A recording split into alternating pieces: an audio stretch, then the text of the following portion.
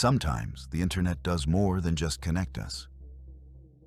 Sometimes it solves mysteries that have haunted families for years.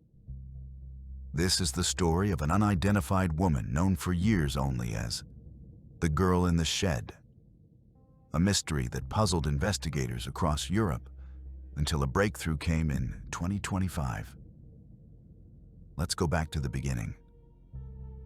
On August 4th, 2018, in a quiet, isolated farmhouse in Girona, Spain, something strange happened. A man living at the farm woke up from his afternoon nap and noticed his dog acting very strangely. The dog kept pulling him toward an old chicken shed behind the house. When the man opened the shed door, he found something shocking inside. The lifeless body of a young woman. He immediately called the police. The investigation started right away. Police believed the woman had passed away just 6 hours before she was found. At that time, everyone who lived on the farm had been at work. 3 people were living there, 2 brothers and a partner. None of them knew the woman. None had ever seen her before. The farmhouse was deep in the countryside. You could only get there by driving on dirt roads through thick forests. It was the kind of place you don't just stumble across by accident. There were no strange cars nearby, no tire tracks, no signs that anyone had dropped her off. How did she even get there? When police asked around, no one in the area recognized her. Only one person had seen her the day before. A local man who owned a horse center said he saw her walking nearby, but he didn't know who she was. The woman had no ID, no phone, and nothing on her that could help identify her. She was wearing ordinary clothes. She had only 10 euros in her pocket. There was no jewelry, no purse, nothing.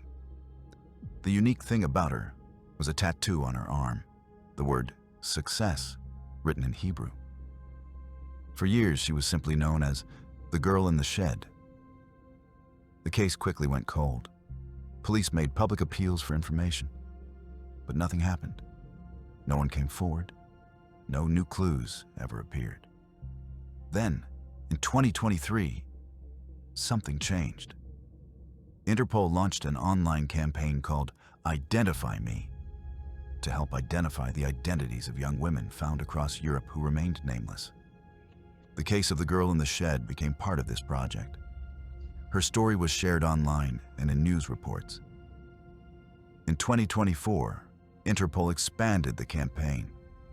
They started sharing biometric data, things like fingerprints, with police around the world. This allowed international agencies to check their records. And finally, the answer came. In March 2025, law enforcement in Paraguay found a match. Her name was Ainhoa Lima. In 2013, Ainhoa had left her home in Paraguay to travel to Europe. She was just 28 years old. For years, she kept in touch with her family in South America. But in the summer of 2018, her messages suddenly stopped. Months passed. Her brother, worried and desperate, reported her missing to the police in Paraguay. But they found no trace of her until the Interpol campaign. Her fingerprints from Paraguay were a perfect match to the unidentified woman found in the chicken shed in Spain. After 7 long years, her family finally had an answer. But one big question still remains. How did Ainhoa end up in that shed? And why? No one knows how she got there. No one knows who she was with.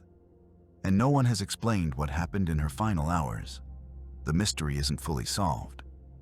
But Ainhoa now has her name back, and her family finally has some peace.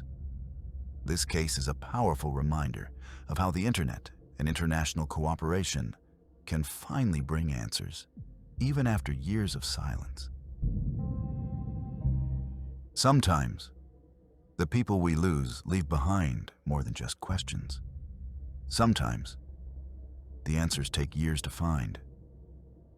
This is the story of Tara Ginstead, a small-town teacher, a beauty queen, and a woman whose disappearance remained a mystery for over 12 years. Until one day, everything changed. Let's go back to the beginning. Tara Ginstead grew up in Hawkinsville, Georgia, with her best friend, Maria Woods. Maria said Tara had the biggest smile she'd ever seen and had the rare gift of making people feel better when they were struggling. Tara was working hard to build her dream life. In 2005, she was attending night school, hoping to earn a specialist degree. She wanted to work in education as a school administrator or maybe even become a principal. But her story didn't start there. Tara was also a beauty pageant competitor. In 1999, she won the Miss Tifton pageant and went on to compete in Miss Georgia the same year. Even though she didn't win the state title, she was proud to have made it that far. Later, she retired from competitions and began mentoring other girls, teaching them how to present themselves, how to answer interview questions, and even how to do their makeup. Tara was in a long-term relationship with an Army Ranger named Marcus Harper. But because Marcus spent so much time deployed, the relationship eventually ended. The breakup was hard on her. By this time, Tara was 30 years old. She was working as a history teacher at Irwin County High School. She also coached the school's cheerleading squad. Her life was moving in the direction she had always dreamed of. But then, everything changed. On Monday, October 24th, 2005, Tara didn't show up for school. This was completely out of character for her. The school quickly contacted her friends and neighbors, but no one had seen her. The police were called. When they arrived at her house, they found something strange. There was no sign of Tara anywhere. But her bed wasn't made. A bedside lamp had been smashed. In the front yard, police found something unexpected, a single latex glove. At first, investigators thought maybe Tara had left on her own, but the glove made them reconsider. It suggested that maybe something darker had happened. DNA was collected from the glove. It showed two profiles, Tara's DNA and DNA from an unknown man. But when they checked the national database, there was no match. The case went cold. For years, there were no new leads. Tara's disappearance became one of Georgia's most haunting mysteries. But the story didn't end there. The case caught the attention of Payne Lindsay, the creator of the popular podcast Up and Vanished. His podcast reached millions of people, and he spent a lot of time covering Tara's case, sharing every clue, every strange detail. The podcast brought new attention to the story. People started talking, new leads started coming in. A private investigator named Maurice Godwin, who had worked on Tara's case for years, teamed up with Payne. They went back to the beginning, carefully re-examining everything. Slowly, pieces started to fall into place. The Georgia Bureau of Investigation finally made a breakthrough. They arrested a man named Ryan Duke. It turned out Ryan Duke had been one of Tara's former students. And a week later, police arrested Bo Dukes, a friend of Ryan's. And no, they aren't related. Ryan Duke confessed. He said he had broken into Tara's house. When she caught him, he ended her life. Ryan told his friend Bo Dukes what happened. Together, they took Tara's body to a nearby farm and hid her remains. So how did the police finally crack the case? It was Bo Dukes' girlfriend, Brooke Sheridan, who came forward. She told investigators that Bo had confessed to her. The pressure from the podcast, the media, and public interest had finally pushed someone to speak up. The Georgia Bureau of Investigation said the podcast and media attention were instrumental in solving the case. But the story didn't end quite the way many expected. Ryan Duke was acquitted of murder. but he was still sentenced to 10 years in prison for hiding Tara's body. For over a decade, Tara's family had waited for answers. And thanks to dedicated investigators, the power of the internet, and a podcast that wouldn't let the story die, they finally got them. Winning the lottery is something most people can only dream about. But for Abraham Shakespeare, that dream quickly became a nightmare. This is the tragic story of how a $30 million lottery jackpot cost a man his life, and how online internet sleuths helped solve the case. Abraham Shakespeare was a hard-working man from Florida. In 2006, his life changed forever. He won the Florida lottery, a staggering $30 million jackpot. He chose to take a one-time, lump-sum cash payment of $17 million. Abraham moved out of his working-class neighborhood and bought a $1 million home in a gated community. But even with all this money, Abraham stayed simple. He bought just two big things: a Nissan Altima and a Rolex watch from a pawn shop. But as soon as the news of his lottery wins spread, people began showing up. Everyone seemed to want something from him. Abraham told his childhood friend, "I thought all these people were my friends, but I realized all they wanted was money." One of those people was Doris Dee Moore. She told Abraham she wanted to help him manage his money. They started a business together, but she gave herself full control over the money. Without his permission, Dee took $1 million to buy luxury cars and go on expensive vacations for herself. Then, in November 2009, Abraham's family reported him missing. They hadn't seen him for months. At first, they thought maybe Abraham ran away to escape people who wouldn't stop asking him for money. Dee Moore told people different stories. She claimed Abraham had moved to Jamaica. Then she said he was in Texas, then Puerto Rico, then Orlando. She even said at one point he was in the hospital. But nothing she said made sense. Abraham's family started to believe something bad had happened. An anonymous tip finally led investigators to Moore's house. And there, buried 9 feet deep under a concrete slab in her backyard, they found Abraham's body. Police believe he died around April 6th or 7th, 2009, right around the time his family last saw him. Our deputies gathered information recently that led us to believe that Abraham Shakespeare may very well be buried on this property. When the truth started to come out, Dee Moore kept changing her story. She said drug dealers were involved. She blamed a lawyer. She even said her 14-year-old son was connected. Police didn't believe her. They also found out that after Abraham disappeared, Dee had been pretending to be him. She used his phone to text his family and friends, trying to convince everyone he was alive. But his friends knew something was wrong. Abraham couldn't read or write well. The text messages didn't sound like him at all. Moore even tried to pay someone $50,000 to take the blame for Abraham's death. But no one would agree to it.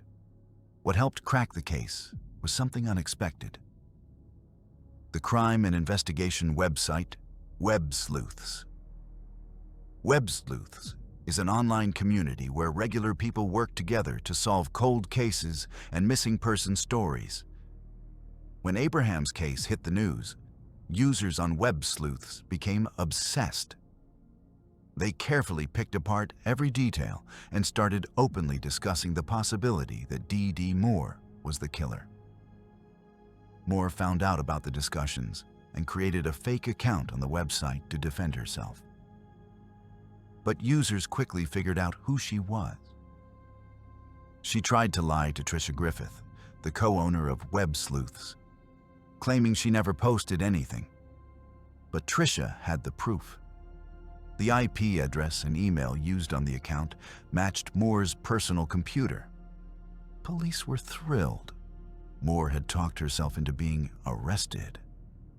On February 19th, 2010, D.D. Moore was officially charged with first-degree murder. I had an anaphylactic shock because they gave me a medicine called Bactrim for a kidney infection, and I was allergic to it, so I had an allergic reaction to it. My tongue swelled up really bad last night. Bottom line is that you've received the medical care you need, and in fact, Dr. Weaver is going out of her way, which is appropriate, to come here and make sure that she's going to spend a few minutes with you, make sure everything's okay.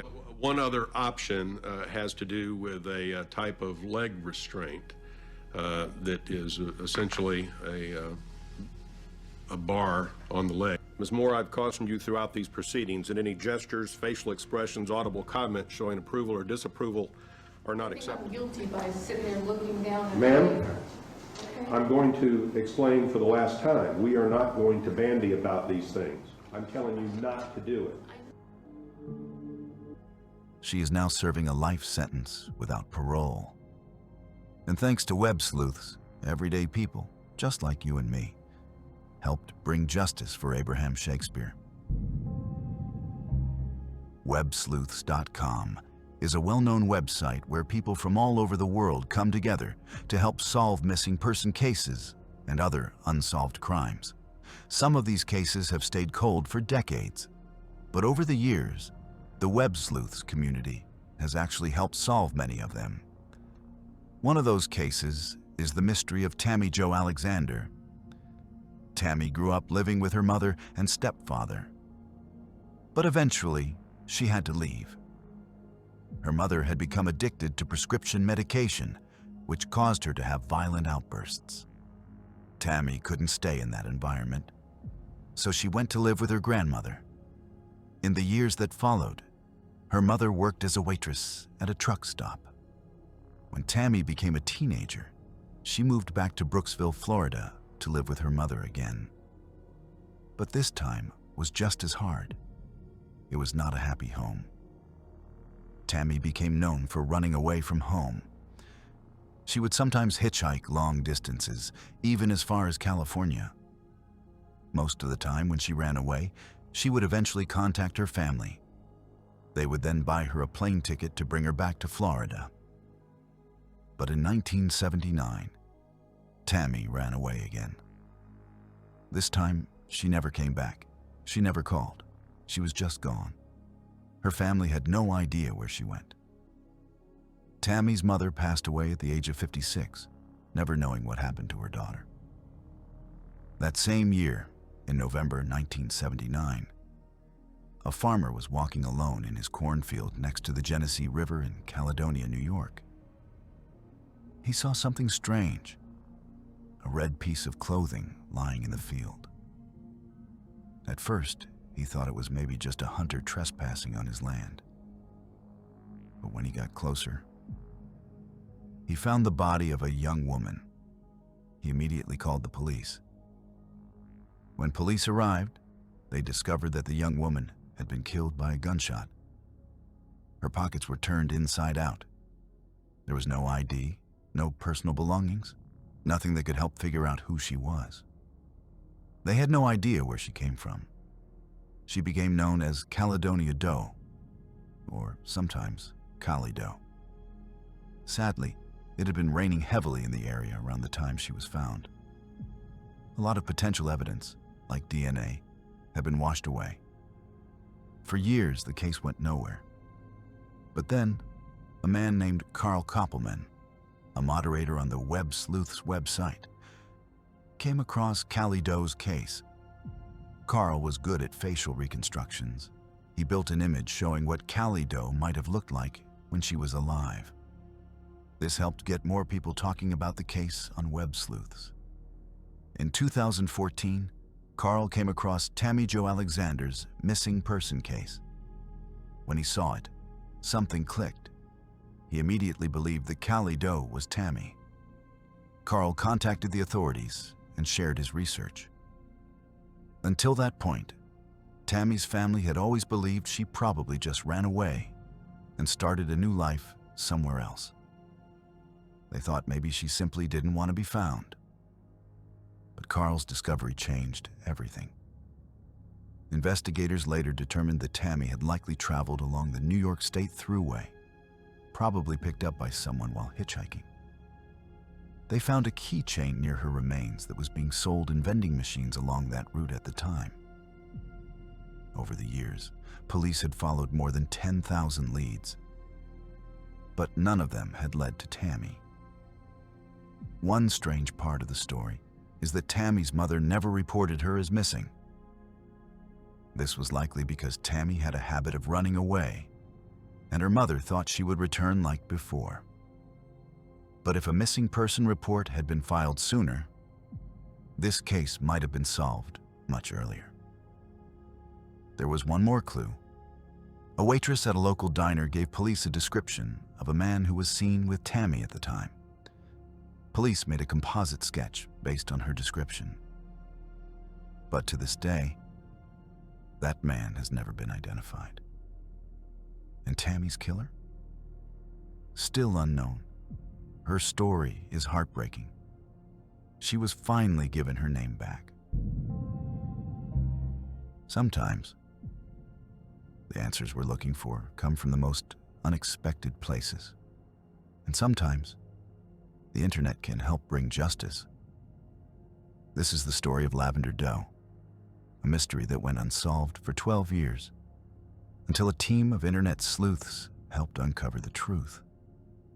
Let's go back to October 29th, 2006.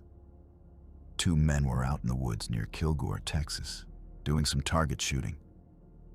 But then, they noticed something strange. There was a fire burning deeper in the woods. They decided to go check it out, but nothing could have prepared them for what they were about to find. When they reached the fire, they realized it wasn't just some random accident. The fire had been started on purpose. Wood had been stacked in a pile, and gasoline was used to set it on fire.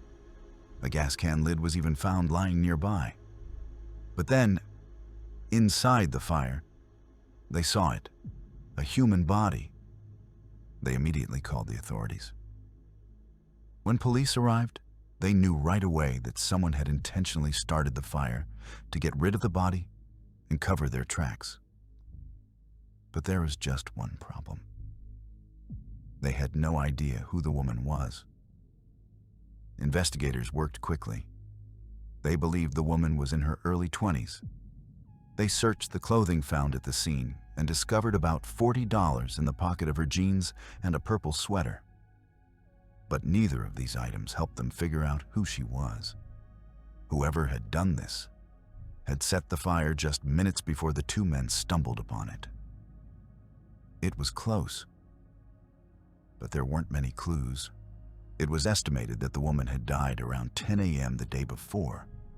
She was about 5 feet 4 inches tall, weighed around 110 pounds, and had perfect teeth, which made investigators think she might have come from a middle-class family. Thankfully, biological material was found at the scene and was carefully preserved, just in case it could help identify her killer in the future. Local residents told police they had seen some suspicious people in the area that day, but no one could point to anyone specific. The woman's DNA was entered into several national databases, but there were no matches. Facial reconstruction was done to give investigators and the public an idea of what she looked like. But even then, her identity remained a mystery. She became known as Lavender Doe, and her case went cold. But then, years later, the story caught the attention of an internet sleuth named Kevin Lord. Kevin spent a lot of time online trying to help solve missing person cases and bring names back to unidentified victims. He reached out to Lieutenant Eddie Hope, one of the original investigators, and together they contacted the DNA Doe Project, a team that specializes in identifying unknown victims through genetic genealogy. They worked hard, They even launched a crowdfunding campaign to raise money so that Lavender Doe's DNA could be analyzed using the latest technology. And this time, it worked. They built a family tree and found some distant relatives. Finally, after 12 years, she had a name. Her name was Dana Lynn Todd. Her family was contacted, and they finally got the news they had been waiting for, though it was heartbreaking. But who was responsible for what happened to Dana? That answer came not long after. A man named Joseph Wayne Burnett eventually confessed. Not only did he admit to taking Dana's life, he also confessed to killing his former girlfriend, Felicia Pearson, in 2018. Joseph told investigators that he had met Dana at a Walmart. She was selling magazine subscriptions. He convinced her to get into his car. But when he believed she had stolen money from him, he decided to take her life. Dana's family struggled with the pain of losing her. But they were grateful that, after so many years, her case had finally been solved. Burnett pleaded guilty to both murders and was sentenced to 100 years in prison. It took 12 years, but thanks to dedicated internet sleuths working together with law enforcement, Dana was finally identified, and justice was served. Some mysteries go cold for years. Some stay cold forever. But sometimes, it only takes one person to bring the truth back to life. This is the story of Linda Pagano, a young girl who vanished in 1974. For over 40 years, her family never knew what happened to her. Until a random internet user, sitting behind a screen, solved the case. Let's go back to where it all began. Linda Pagano was just 17 years old. She lived in Akron, Ohio with her family. On September 1st, 1974, Linda went to a concert. But when she got home, she was later than she was supposed to be. This led to a heated argument with her stepfather. Things escalated quickly. In his anger, he told her to leave the house. Linda left, still upset. But she never came back. Her stepfather told the police that Linda left on foot, but he didn't know where she planned to go. Her brother Michael immediately had a bad feeling. He and the rest of the family suspected that something terrible had happened to Linda. They even believed her stepfather might have been involved. But no evidence ever surfaced. Police searched, but there were no witnesses. No one came forward to say they'd seen Linda after she walked away from the house. The case went cold. Linda's mother passed away, never knowing what happened to her daughter. Her stepfather passed away in 1990, taking whatever he knew to the grave. Michael believed he would die one day without ever knowing the truth. But he was wrong. More than 40 years later, something incredible happened. A Reddit user with a username CallMeIce took an interest in Linda's case. Her real name was Christina Skates.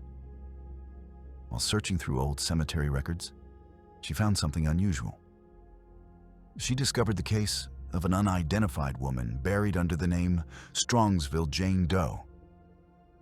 Back on February 5th, 1975, just 5 months after Linda disappeared, 3 boys walking near the Rocky River in Strongsville, Ohio, had found skeletal remains. Police thoroughly searched the area but found no clues about who she was. The autopsy revealed that the remains belonged to a woman in her late teens or early 20s. She had been shot. Her death was now a homicide investigation. But there were no leads. No family came forward to claim her. The remains were buried in Highland Hills Cemetery, and over the years, the case was simply forgotten. Until Christina came along. She found the old autopsy report. She even found a facial reconstruction made from the remains. She posted the details to NAMIS, the National Missing Persons Database, She also sent the information to the Cuyahoga County Medical Examiner's office. By 2016, Akron police noticed something. The unidentified woman's description matched Linda Pagano's case. The remains were exhumed, DNA testing was done, and after all these years, the results came back. The remains belonged to Linda Pagano, against all odds. Linda had finally been found. I think that the first step here with this investigation is to positively identify the victim as Linda. So, of course, I would be hopeful, and I think that it's a possibility that we could identify a suspect. Michael was overwhelmed by the news. He finally had the answers he'd been searching for his entire life. And he got to meet the person who solved the case. Christina Skates, a random internet user, a total stranger who cared enough to help. He was able to personally thank her for bringing his sister's story back to life. This story is more than just a mystery. It's proof that sometimes all it takes is one person, one small lead, and one moment of curiosity to finally bring justice and closure. Thank you guys for watching. If you liked this video, don't forget to like, subscribe, and hit the mystery bell for more mind-blowing mystery content every week.